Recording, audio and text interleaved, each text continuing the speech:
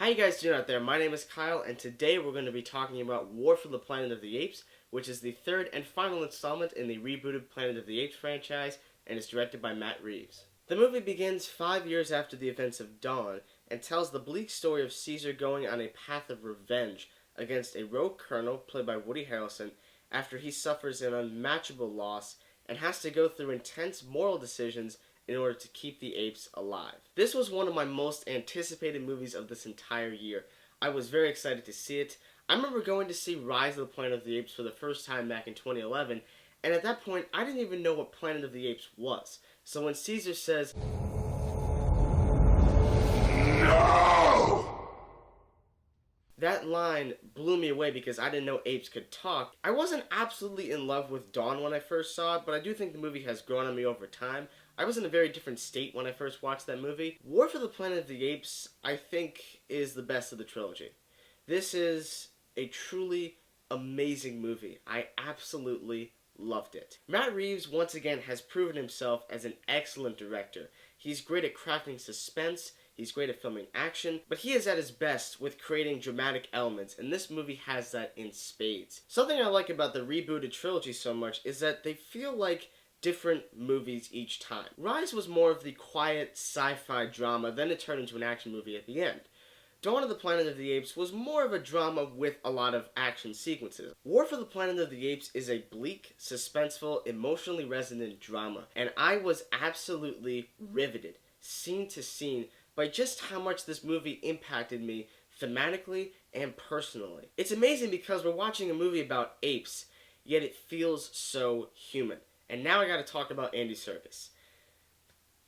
Give him an Oscar. The man deserves an Oscar. Andy Serkis, without a doubt, delivers his best performance as the titular character. He is so good. Caesar is one of my favorite characters of this entire decade. You feel for him, you care about him, despite the fact that he's an ape. It's amazing because I never question anything about it while it's on screen, and that is, of course, thanks to the people who do the motion capture work and the CGI. This is unbelievably good. War for the Planet of the Apes has, without a doubt, the best motion capture ever. There is no doubt about it. And it's amazing that I can now sit here and say that I have seen the progression of CGI throughout this trilogy. I've seen it. I remember when the CGI in Rise used to be the bar.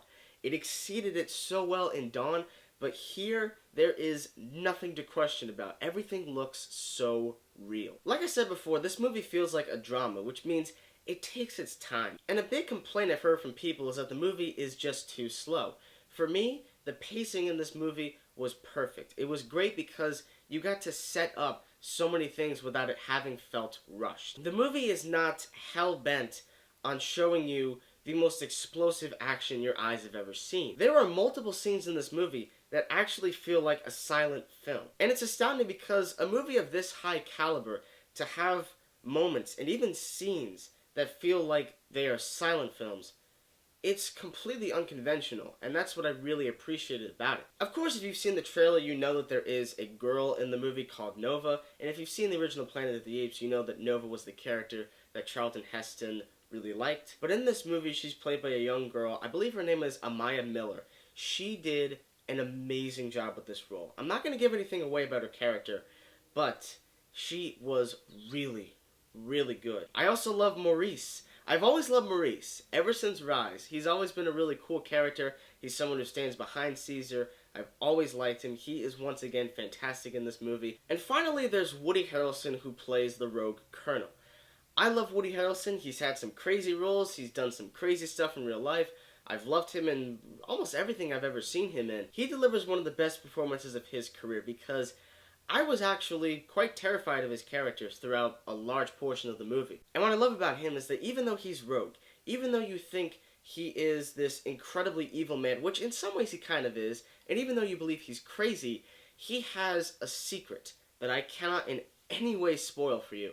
But he has something that he's hiding. And when it gets revealed, you not only understand where he's coming from, but you completely understand why he's doing what he's doing and why he believes he's morally correct. And the last thing I want to talk about is the actual title of the movie, War for the Planet of the Apes, because many people will walk out of the theater feeling that they have been misled by the title, specifically the first word. War in this movie is a lot different than you might be expecting, and it was different than what I expected.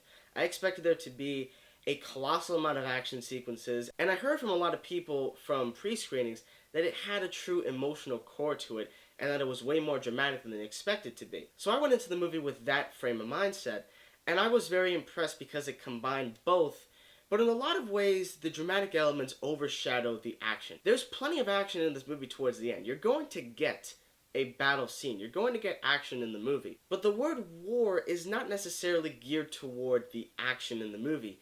It's more geared toward strong moral decisions, and these moral decisions will decide whether the planet will be ruled by humans or by apes. And while I love this movie, guys, I do have two flaws with it. Now, one of them does account to a spoiler, so I'm going to say it in its most generalistic terms.